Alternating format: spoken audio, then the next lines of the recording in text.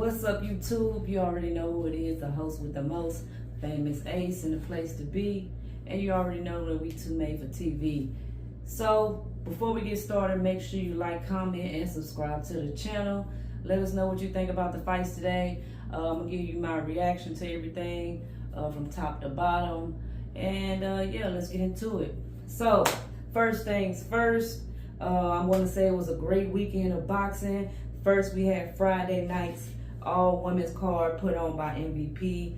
Jake Paul, shout out to Jake Paul. You had Khadijah Green was the underdog in the Savannah Marshall. I actually thought that because that Khadijah Green was going to probably fall short in this fight because she has a history of not throwing her hands enough, maybe being too lackadaisical in the fights, maybe being too comfortable, not taking the fights and the rounds serious, or thinking she has the rounds in the head, or whatever the case may be. She has had a lot of lackluster performances, but in this fight she was able to pull through. Her corner was able to get it through her head, and but she did have a couple of rounds and moments in the fight where she was doing her lackluster thing, you know, waiting on the perfect shot, just trying to be cute, not letting the hands go. Her corner had to basically big her up and let her know, hey man, get your shit together and come on with it and stop playing.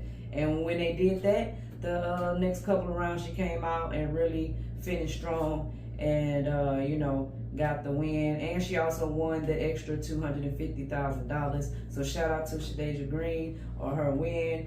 You had Balanga versus the Miranda lady. She came to fight. She was giving Baumgartner some trouble. I actually thought that they probably should have gave her a draw. I even thought maybe Miranda might have pulled it off maybe by a round. She was actually throwing her hands a little bit more. She was catching Baumgartner with some shots, but she just couldn't put enough into it, I guess, to finish and just take the win from the champ. But I thought maybe she could have edged it out or got a draw. Baumgartner has been in a lot. Her last couple of fights has been lackluster. She has a history of gassing out and not letting her hands go too often either. She likes to counter and shoot off the back foot because she's used to having power. So Miranda was pretty big. She was a bigger girl. And we all know Baumgartner has been on for a while. She had the PED issues and things like that. But all in all, she ended up getting the win. But again, it was a lackluster performance from Baumgartner.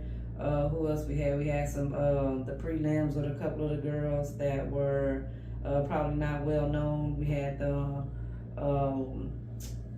two girls. I think they were from the UK.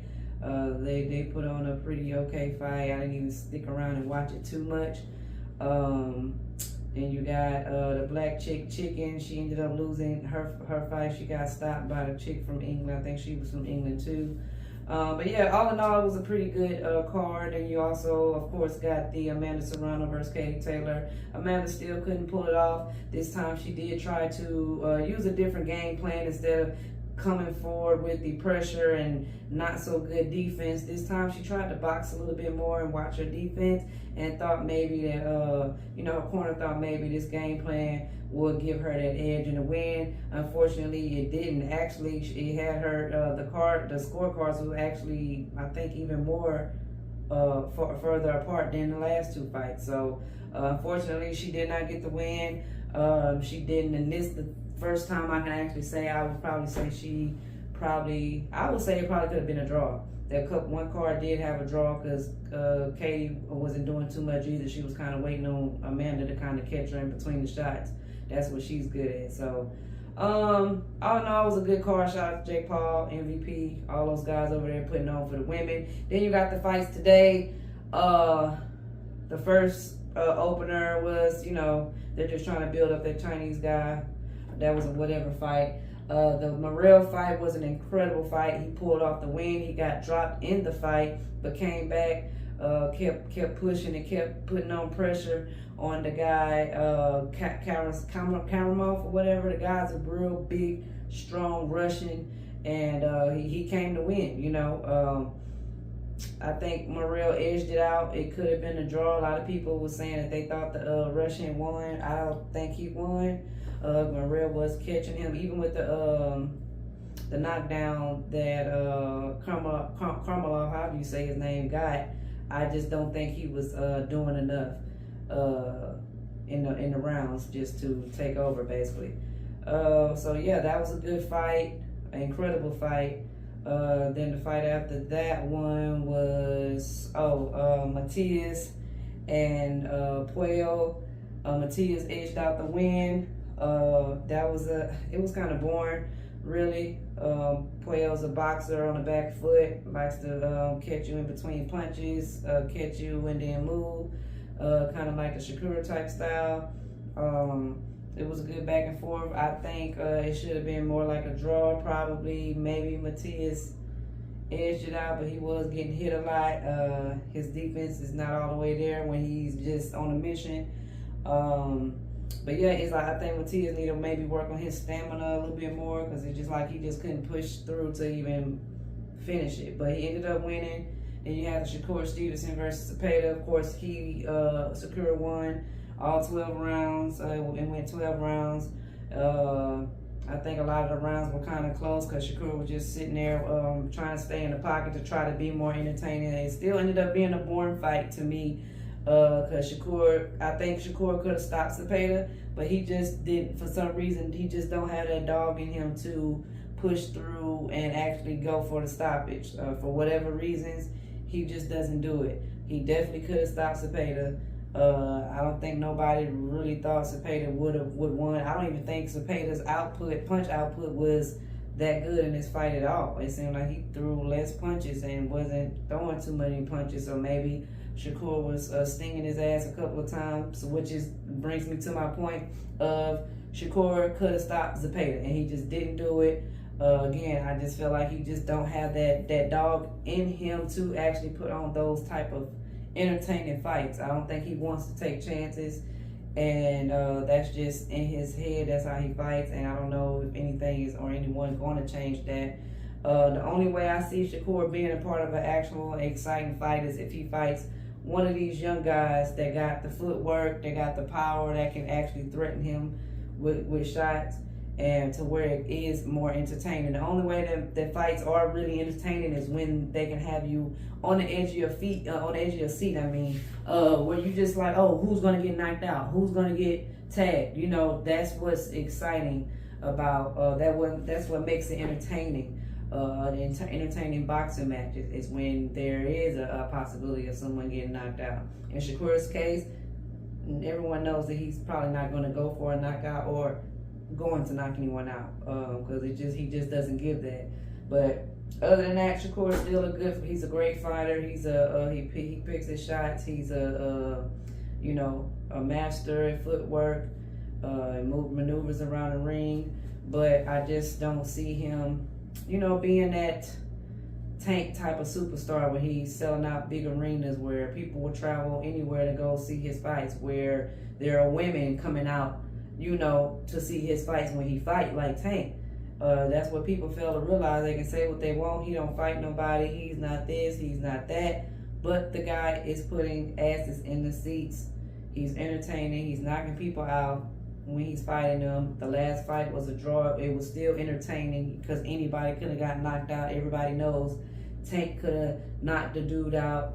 And then it was so back and forth. People was wondering if Tank was going to get knocked out. So that's what made it entertaining. And these guys are wanting multi-million-dollar fights, but you have to be entertaining and sell these tickets and put asses in the seats. And then lastly, but not least, Edgar Berlanga versus Hamza. I told y'all Edgar was taking this shit lightly. He let Canelo get to his head. I'm sure that's what's going to be his excuse. Hamza came in there and knocked his ass out in 4 or 5 rounds, okay? So he ducked Plant to get his ass knocked out, which I knew he was going to get knocked out. Edgar already has proven he's been chinny against lesser opponents. It's been guys that people probably didn't even know who their name were, and he got knocked down by those guys. So it doesn't surprise me that he got took out by Hamza. Shiraz. He's a big dude. He's actually really probably a light heavyweight or cruiserweight, but he's fighting at super middleweight right now. He just moved up. And he put on a great show. Edgar was talking a lot of shit, you know, doing all these gun antics. He's, you know, trying to intimidate the dude. I don't know if he was just trying to sell tickets or if he was just trying to intimidate him so he can have an edge on the fight. But I definitely didn't think he was taking it serious. And I just had a feeling that he was going to get caught, and Hamza was probably going to really catch him because he's a big guy. Edgar is was not the bigger guy in this fight, because Edgar has also been known to probably be kind of a weight bully. In this case, this guy was maybe a bigger weight bully than him, and he got caught. You know, Edgar already was just a okay fighter. You know, they were bigging him up as you know, one of the next dudes, of course, but he just been chinny, like I said, with lesser opposition. You know, just survived with Canelo. I thought that's kind of what he was going to do with this guy, but I think he was actually trying to prove something and trying to actually, because he was talking so much shit, trying to go in there and actually bully a guy that's bigger than him, and it didn't work. So that was my take on everything, man. It was an incredible weekend. Hope some of you guys won some money. I didn't even end up betting because I was hoping Hamza was going to be the underdog so I can win a lot of money, but he really wasn't. He was the favorite the last time I checked it. So yeah, that was that. Like, comment, and subscribe. What do you guys think about the fights? If you watched it, who did you really want to win? Did you win some money? Let me know what's going on, man. And shout out to our sponsors at shopitslit.com. If you engage in cannabis, go check those guys out. It's all authentic, real cannabis, straight from the Cali valleys of California. It's all authentic, all 100% THC products, no CBD or none of that fake, you know, Delta 8 type shit. You know, this is all authentic, real cannabis. Hit those guys up if you're of age and you indulge. Shop It's Lit, and that's ITZ lit, LIT.com. And also our sponsors at thetraphub.com. If you want to support the channel, you can do so by donation, and whatever you donate is appreciated, or you can go support thetraphub.com. Get some merch on there. All the merch and proceeds do help the channel as well. We got stuff like this, Fashion Addict, you dig what I'm saying? Yeah, check them out. You feel me? Thetraphub.com. And thank y'all again for tuning in. Catch y'all next time. I think it's a fight that come on tomorrow. I might try to commentate that one. Couldn't really do nothing with this one because they done blocked a couple of our other channels, so I didn't even want to go there and get this one blocked. We done built it up all year, so fuck that. But yeah, thank y'all for tuning in, man. And yeah, let's get ready for another week. Bow.